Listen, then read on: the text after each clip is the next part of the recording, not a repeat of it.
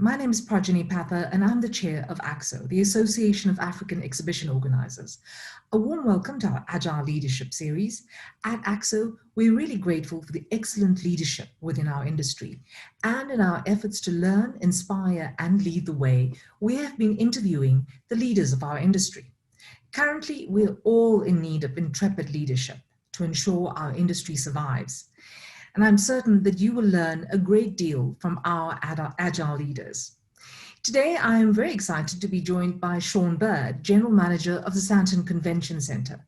Now, Shaun's career began in 1995, and he certainly earned his stripes with experience in hospitality, project management, and operations management, from South Africa to London to Botswana. His solid experience in the industry groomed him to be the ideal GM for the Sandton Convention Centre. Welcome, Shaun, and thank you for joining us today. Thank you, Prajani. I appreciate you having me on. I hope it didn't take too much to be here today. We know how much you like to be at the office, so we didn't have to drag you away, I hope. I wish I had a good reason to be at the office at the moment, apart from the fact that I just feel a bit more productive outside, but yeah. It's time to get back on the floors. Absolutely, I know. I see that you have itchy feet and fingers and yes, tired of being home. But I'm sure that hasn't been the greatest challenge during this time, right? There must be much greater challenges than that. Oh, definitely. I think we're all weathering the storm. I think, in the last 6 months, and it's practically 6 months that we've been on lockdown. I mean, it's absolutely crazy to think it's been that long. I think we've got over the challenges. I'm quite hopeful that the light at the end of the tunnel is there at the moment, and it's not a train coming towards us. It's a real light. But I think the time to start getting back to business is fairly soon. I'm very optimistic about that. Absolutely. Now, as a Sandton Convention Centre, I mean, you host a number of events in the province and amazing business-to-business events that basically ignites our industry and different economies and different economy sectors. It must have been really challenging for the centre to be shut down for the past 6 months. It has been. I mean, I think everybody appreciates it, whether you're a big center or a small center or even restaurants. It has been. We're fortunate that we have the backing of a fantastic company in Sohosan, and we're part of Sohosan. So I think we've probably, in fairness, as a group, it's been tough. It really has. But as a large player in the market, and I think, we're in one of the more unique positions that we were able to weather the storm, perhaps a little bit better than others. But I must say that I'm very impressed with the rest of the industry and how they have managed to pull together and to weather the storm. I don't know of anybody who, and perhaps I'm a little bit too frank in the way I speak, but I don't know of anybody who's really out of business as such right now. I'm sure there are probably one or two, but I think everybody has been very agile, to use your phrase for this interview, in terms of making a plan and getting it to work. So I'm very proud of my colleagues in the industry. I think they've done a fantastic job to be 6 months down the line where essentially we've all been closed for that period of time, and to still be out there, to use the word amongst the youth these days, hustling a little bit to keep ourselves going. And, and as I said in the beginning, with the light at the end of the tunnel coming now, it may be 3 or 4 months away for most, or 5 months away for most, but I think everybody knows they can do it now, and plans have been made and will continue to be made. What has your organization done in the past 6 months that you have learned from, or that you are extremely proud of? I think one of the key aspects is the way we've engaged with our clients.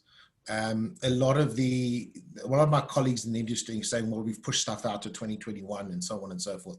I think one of the things that's made me the proudest is that we've been in the stage where we have not dropped anyone, whether that be for space, whether that be for booking, whether that be financially, contractually. As Sohosan, we have honored all our obligations. We've made good on all our commitments. And I think it's refreshing to work for a company, and it's perhaps the wrong choice of words, but I'm very proud to work for a company that has taken its commitment seriously. There are a few horror stories out there in the industry of people who have gone into the night, but I think from a Soho point of view, I'm very proud to say that we're not sitting with anybody who has been hard done by the company. And I think, in fairness, 99% of the industry is the same. But I work for a company that honors its commitments, and I'm very proud of what they've done in terms of that. To both the clients that we have, and to a certain extent to our staff. I mean, it's obviously not a secret out in the industry that we've gone through some temporary retrenchments, and business has got to the point where we've had to redeploy some of our colleagues and that type of thing. But we're also very optimistic that, we'll get back to business pretty soon, and the majority of those people in some form or the other will in all likelihood be back in business with us. That's amazing, and I must admit it must have been really difficult, especially when a lot of these people have been with you for a long time. But I think it's not individual to Tsogasang or Sandton Convention Centre per se. It's happened across the board, and it's amendments that we've had to make in order for us to survive. And we all, I think, really hope that we can re-employ at some point in time. Definitely. With regards to, I mean, like you said, you've got a lot of clients, and the client engagement has been really good, including obviously your staff engagement. You've been open with them, and they're very aware of the situation right now. So how have you managed your client expectations and managed to scenario plan? Because, I mean, we're living in such a dynamic environment at the moment. It's so volatile. You never know what's going to happen from one week to the next. How have you guys managed those client expectations with different kinds of scenario planning going forward? I think the key to this has been on the one-on-one engagement. We're not a group that likes to, when I say group, the myself and the few staff members who are still running the admin component of the business right now, we're about engaging where we can, picking up the telephone, having a conversation with clients, offering suggestions, offering scenarios, having a look at those. I think clients appreciate the fact that you're going to engage with them one-on-one. Perhaps I'd like to think I'm not different to everybody else, but I'm quite involved on a day-to-day basis with it. I'm not an office-bound person. So for me to pick up the phone and have a chat to the client is something that I do on a regular basis. And I think that engagement has been very important. We've laid out the options to our clients to say, look, we don't know when this is going to end. When Mr. President Ramaphosa decides to start taking my telephone calls, maybe I'll give you some answers. But until he keeps ignoring me, we're going to have to plan for scenario A, B, and C. And the implications of that are as follows, the way we see it. And then there's a return engagement on that as well. Everybody's got a different viewpoint on this, and every client has their own unique factors that influences their events. And taking those on board and understanding them and listening to them helps you to tweak those scenarios to a point where I think we've managed to have a best and worst case scenario for everybody. We've managed to have backup plans in place. I mean, we're fairly optimistic that in the next week or two, we'll get some sort of announcement that'll push the industry forward. I think we're at that stage now where it's got to happen. I know we've been saying that for the last 3 months, but we're truly at, that point now where it's got to give at some stage. And I think we're all, and I speak on behalf of everybody in the industry, I think we're all overplanned in terms of getting this up and running again. We need clarity on the legislation. We need clarity on what we're going to have to do. And we're all prepared to get going really quickly. And that's it. I'm still optimistic that we'll be up and running in November, but let's see if that happens.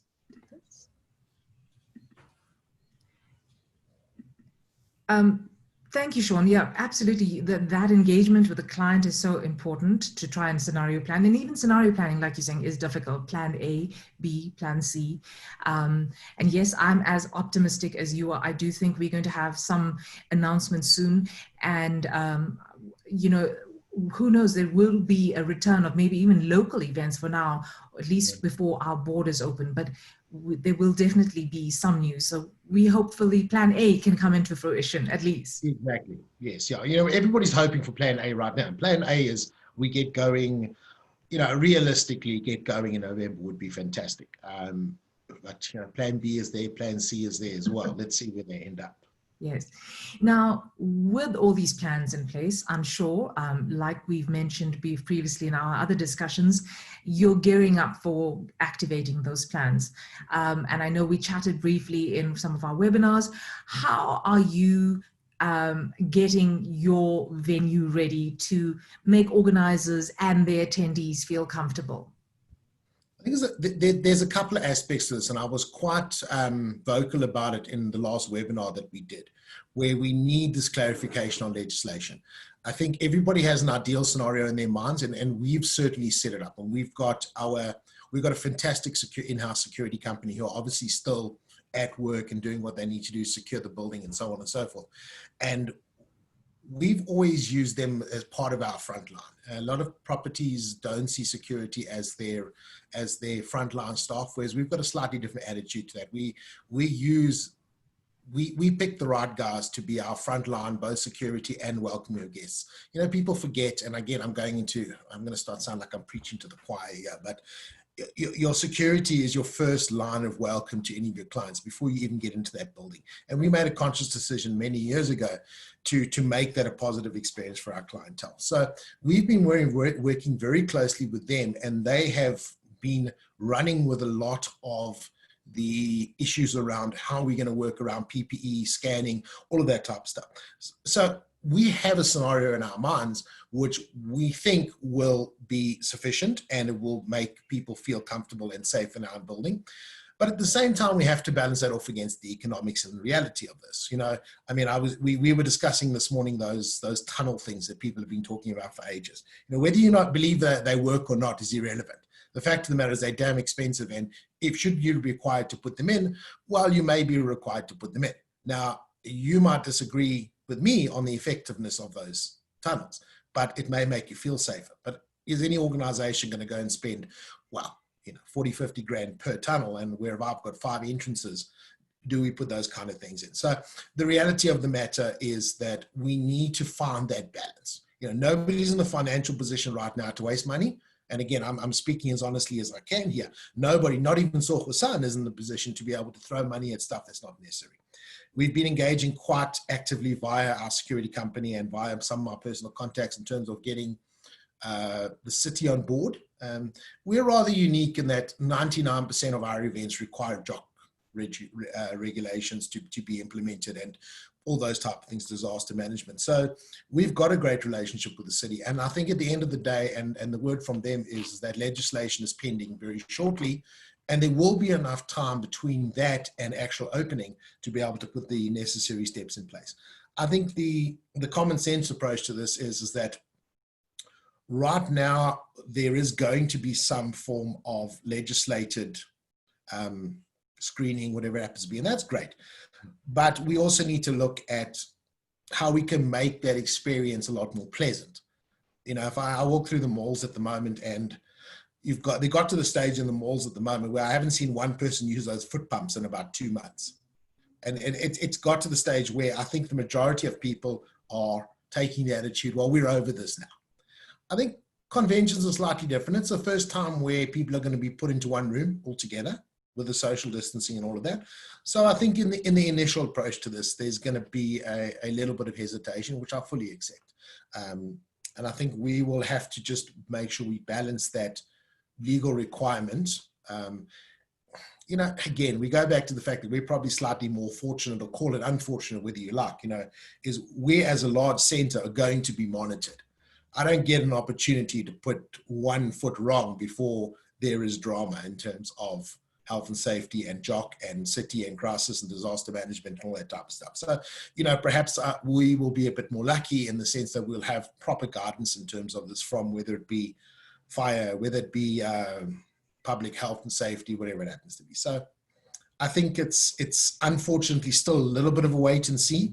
But, and again, I speak for my colleagues in terms of the bigger centers, we'll always do what needs to be done to get this right. We don't have a choice. You know, we're not going to be allowed a free pass on this one. Absolutely.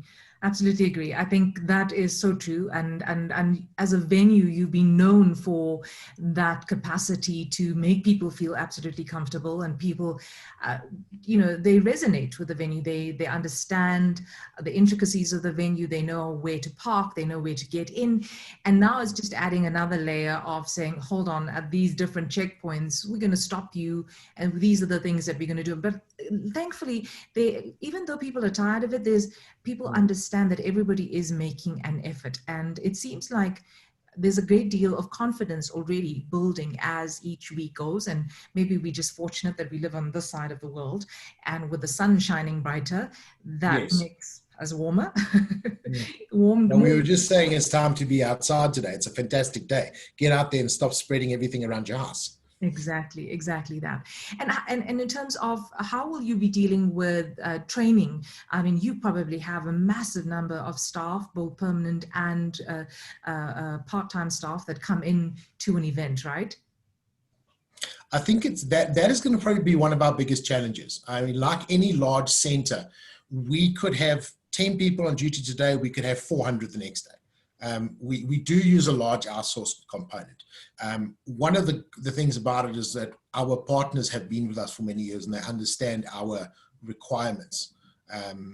And the training will have to happen. And that is why I'm pushing as soon as we can to get this legislation out so that we can base it around that. You know, we're learning a lot from our hotels. Every single day, Soho Sun is opening new hotels, new properties all over the show. I'm not sure if I'm allowed to tell you this, but the Mount Grace will be open the next couple of days. I think it's sort of out there. I'm not sure. So I'm not sure when this interview is going to go out, but yes, I'm going to have a weekend at Mount Grace. I mean, that has been turned around by Soho in the space of what? I think it's about 2 months from the announcement where Marriott was pulling out to where we've opened it again. So the market has changed. You may have to cut that out of the interview if I'm wrong, but let's see how it goes. There's hope.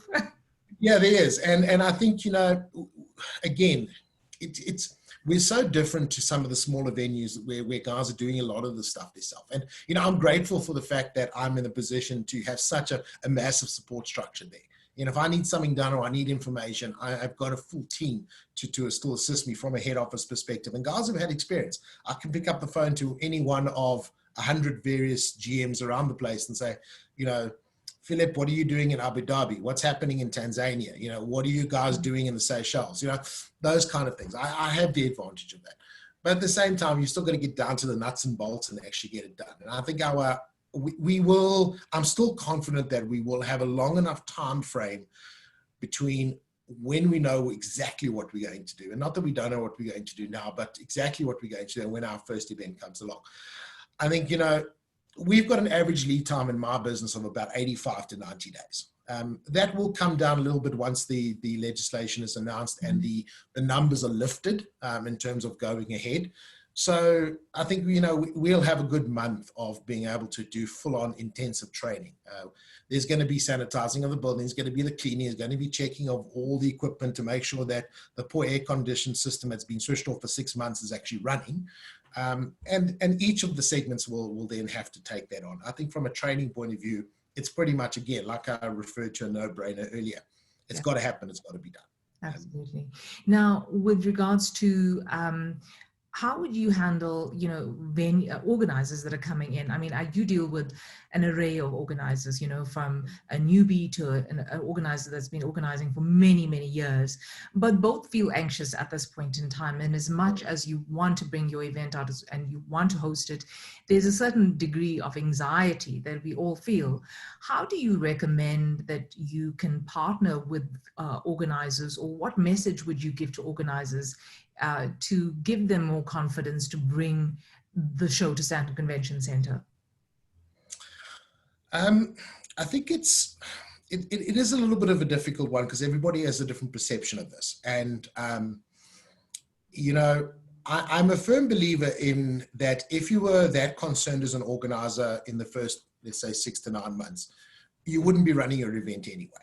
We've had a couple of clients, and you saw it on the survey the other day, there's 20% of the group is not going to do anything until March, April, May next year, which is fine. And I think, you know, all the clients that I've engaged with they've been fantastically professional. Let me tell you that. You know, the guys are on top of their game. They've got their scenarios planned. They know what they're going to do. Sorry, we've got an airplane flying over here. Mm-hmm. But yeah, I think if you're that concerned as an organizer, and again, I'm going to be a little bit blunt here, if your show is not going to happen between now and March, I think you're probably okay. But at the end of the day, you've got to know your market and you've got to understand what your clientele want. Otherwise, you're in the wrong business. Yeah. And not everybody appreciates the direct approach to this, but that is the truth of the matter. if you've got an event in February, March this year, and you still don't know what your clientele is going to be doing or saying, or you haven't done your market research, you're in the wrong business. The fact of the matter is that we've engaged with every single one of our clients. We've had that conversation with them. We've tried to allay fears where there are fears. And for the most part, we have done. There's always going to be that anxiety. And I think one of the things I would caution them about is to say, look, there's going to be hurdles as you go towards this. You're going to get health and safety turning around to you and saying, you know what, you've got to enforce A, B, and C. And it's going to be something that you haven't thought about. And be prepared for, expect the unexpected. Mm-hmm. And I think that's really what the key to this is going to be. And work with the venue. We will give you that information as soon as we have it, because it's in both our benefits to make sure that these things happen as seamlessly as possible. In the past, again, and I speak on behalf of the bigger venues, there's always been a little bit of a kickback around things like JOC compliance. Yeah. They want to put a table here, they want to block that fire exit, they don't see the problem in it, and then it gets to the stage where the fire guys pitch up and say, look, unless you move your stage or you put that step in, this thing's not happening. And people get very excited about that and very emotional about it. I caution them that in the beginning, if you're running anything between now and March next year, or when we open in March, April next year, when things settle to a certain extent, you're going to come across these kind of things, and the venues will try their best to advise you. We are still sending out quotes. We're engaging with clients. We're telling them what's going to be required based on what information we have. And I think the key to this is that don't swim upstream in terms of this. In terms of health and safety, what you even could get away with in the past is not going to happen now. You have to be real about the fact that the city and everybody involved in health and safety is under tremendous pressure to keep you and your guests safe. And there is not going to be a compromise anymore in terms of that. If you don't have the right PPE, if you don't have the right number of people registering, if you don't have pre-registration, for an example, they're not going to license your event. And I'm in the unfortunate position that I deal with large organizers, large events in the majority of cases, and they all understand this. But I do fear a little bit for some of the smaller places, because in the past, health and safety have never had the resources to police everything.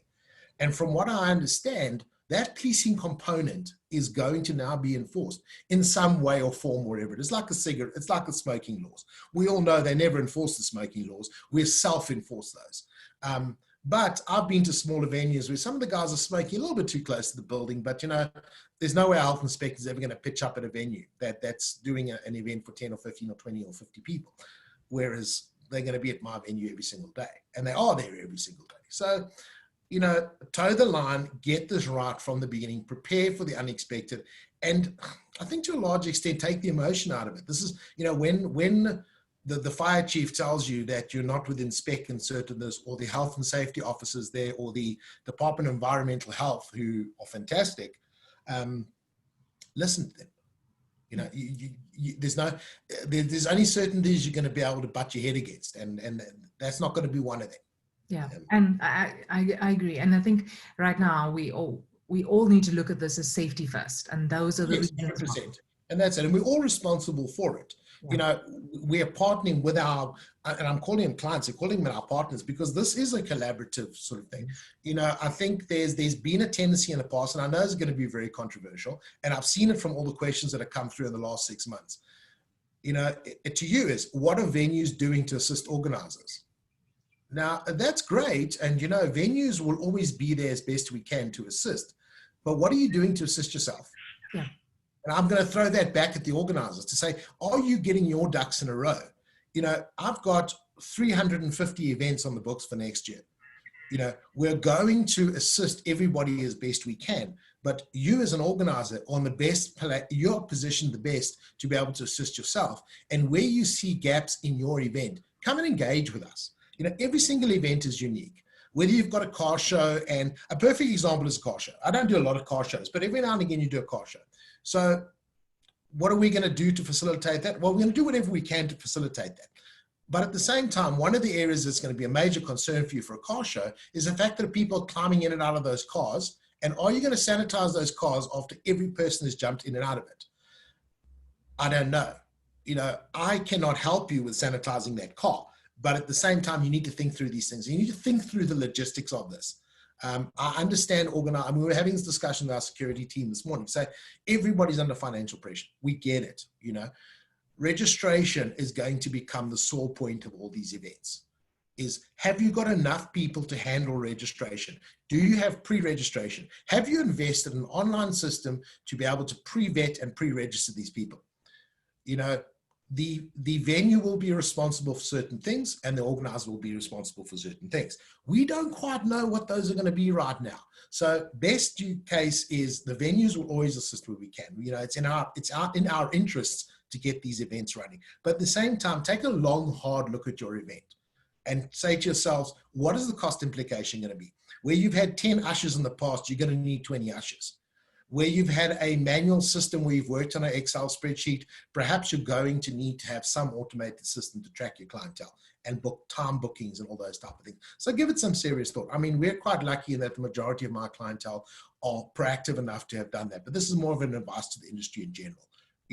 Going back to a bit of the Kennedy infamous, what can you do for your country message. You say, what can you do for yourself? Again, I don't want to sound arrogant and obnoxious about this. And, and I think a lot of the guys do talk to me, and perhaps again, maybe I'm too forthright and to the point, but this is a partnership. And not one person in the last 6 months has said to me, how can we help ourselves to help the venues to help us? Yeah. And you need to start thinking along those lines. If I've got 10 events going on in a venue, I can only do so much to help you and to secure your event for you and make sure that your clientele is safe. At the end of the day, depending on where the legislation goes and where that responsibility lies, you need to be prepared for that fact. And not that anybody wants to, what's the word I'm looking for here, pass the buck in terms of this. But at the end of the day, you can only do so much to help with people are not willing to help themselves. So yes. I think what is really great from what I'm hearing from you is that you're willing to discuss, you're willing to we're willing to help wherever we can, where it's physically practically possible. And I think Sandton Convention Centre, I think we've gained a reputation of being interactive with our clients. Yes. And we're very, very, very flexible. And we try to listen. That's not a sales pitch. If you don't listen and you're not flexible, these things are not going to happen. So you've got to be like that. And we'll continue to do that. And we'll continue to bend over backwards. But there are just going to be physical things that we're going to have no control over. And organizers are going to have to take that into account and start planning now. It's not going to be business as usual, at least not for the first year. I think by August, September next year, we'll have a semblance of normality back in the industry. But until then, it's going to be a bit of a roller coaster. Definitely. I think it is going to be a roller coaster, but what is really nice from what you're saying, and I think that is what organizers need to take cognizance of, is that I think as organizers, you try to forecast and plan and look at your market and do your research, but we cannot forget that the venues that we've been using for so many years understand our events just as well, and if not better, in certain areas that the venues tackle, and which is where you come in. So share, I would suggest to organizers that they share more details with the venues, because you might have a perspective on it that they've not thought about. You might, it's that second glance or that third glance that as an organizer I might have overlooked, but your people that manage parking or registration or banqueting, for example, have a little bit of more inside detail that can, that the organizer may have forgotten, and you'd be able to top that up. So I think from what you're saying is share the details. Don't keep it all to yourself, right? 100%. And have realistic expectations as well. And I'm going to quantify that in the sense that it's not going to be business as usual. Where you may have had a buffet luncheon for the people, whatever it happens to be, that may or may not be allowed. Right now, according to everything we hear, legislation, buffets are not happening anymore. So how do you go about doing your catering for your event? Risk catering is fine. I mean, we all do that in exhibitions, and I'm talking very much from an exhibition point of view here. Yes. That risk catering component. But also be realistic, at least for this coming year, and I'm talking 12 months from now. I think in your event in 24 months from now, it's probably going to have a semblance of normality about it, or you'll be able to go back to doing what you would like to do, as opposed to what you have to do. I think 2021 is going to be a year of, you're going to do what you have to do. Perhaps the nice frilly things are not going to be there anymore. You may not be able to have a networking cocktail party. Yeah. You're very unlikely you're going to be able to have it. As much as I would love everybody to have a networking cocktail party after their event, I don't see it happening. Lunch is going to be quite a traumatic experience in the beginning. It is going to be. Yeah. Because your clientele are not used to what they're going to find. I think in a way we probably, it sounds terrible to say this, but we're quite fortunate in that we're one of the last to open because we've been able to learn from everybody else. The drama that's happening currently with restaurants, with people disobeying the various rules and regulations around it. And if they clamp down hard on restaurants, all hell's going to break loose. But, I think we're learning from this that if we don't comply, the big stick's going to come out. Whether or not it's empty threats at the moment, you never know. But you only need to go to a pub on a Friday afternoon to see what it's really like. And that worries me a little bit. I think, as damaging organizers and venues, yes, we will toe the line. As I've said to you before, we will toe the line. I think it's the cowboy operators that we're going to have a problem with. And, again, might sound harsh, but they're going to have to toe the line. Now, somebody's going to have to get them back in line. It's as simple as that, really. Completely. But I think working with venues like yourselves and other key venues that we have in the country, I think that will help in terms of making sure that organizers toe the line, and obviously the safety protocols in terms of making sure that we get that opening and, we all clear for the big openings and things like that. That will help. And I think you've answered my next question was going to be, what do you see, how would trade shows unfold in the next year? But I think you've answered that as well. It is going to be very volatile. There is going to be change, and we need to be prepared for it. It's not going to be the new normal. Now, with all of this buzzing in your head, Shaun, I can see that it's things that you're constantly thinking about, because that is who you are, and wanting to be able to assist the industry and wanting to help your clients. But on a personal note, for those people that don't know you so well, how do you keep your sanity through all of this? I don't. I'm totally insane. I've completely lost the plot. Look, I've got a great bunch of people around me. And when I say that, the few people who are still working within the business, or actively working, let's put that, I've got a great team. I've always had a fantastic team around me. We've got our little WhatsApp groups. We've got our groups. We chat every second day. And we have a fantastic team. And one of the nice things about it is I'm surrounded by optimistic people. Even the trauma that everybody has gone through in terms of, the furlongs and the retrenchment processes and all this type of stuff. People are amazingly resilient and hopeful. I think we're all in good moods. We have our bad days, but at the end of the day, and I was saying to you before we started the interview, I go into the office just to be able to break the routine a little bit. And it's the little things that you do that I think are important. From a personal point of view, we're all a bunch of alcoholics. I mean, alcoholics, that's the word. We're going to be alcoholics. We work on. I haven't quite got to the alcoholic part yet, but we're all workaholics. And in this industry, it is difficult not to be one, especially if you work for yourself. And, again, I count myself fortunate. I work for a large organization where employee well-being is very important to them. So, there is time for those breaks in that. I've also been in the position where I've worked for myself over the years, and you don't have the luxury of being able to take that break necessarily. But it's taking that time out to actually just, if you've got a hobby, for God's sake, get a hobby. If you don't have a hobby, find one. Yeah. Whether it's knitting or sewing or doing something stupid. I mean, most of the guys who know me know that I like to get out on the weekends and I do some weird things, but you need that mental break, and you need to surround yourself with positive people. We all say that we need to cut the negativity out of our lives. I think this has been a perfect opportunity to do that. I would agree. I'm surrounded by fantastically positive people, and they keep you going. Tam and Janine, who work for me, are my two rocks. I'm not sure they're going to watch this interview, but I hope they do. I'm sure they will. I need to thank them for keeping me sane the last 6 months. But that's it. Get a hobby, get a pet, get something, and make the time for it. It's easy. It's easy to have the hobby and not make the time for it. Yeah. That's part of the problem. And then on a parting note, what advice would you give to our industry and leaders within our industry right now? Listen to what the industry is telling you. I'm engaging constantly, and I think there's try and see the wood, try to see the wood for the trees, and see where people are going, what their thought processes are. I think we can learn a lot from individual players in the market. We forget that that person that we've known for 20 or 30 years in the industry, who's a good friend of ours, and they have got 25 or 30 years worth of experience in this industry, and you can learn from them.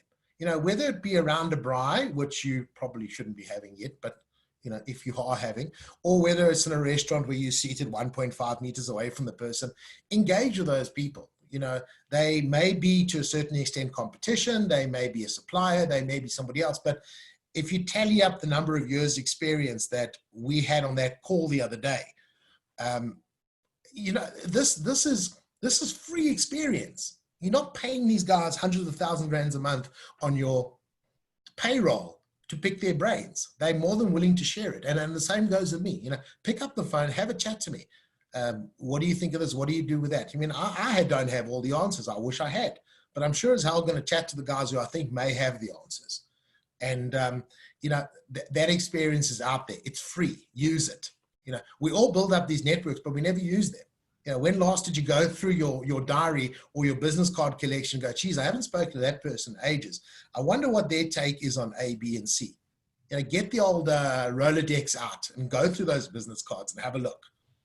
That is so true. That is so true.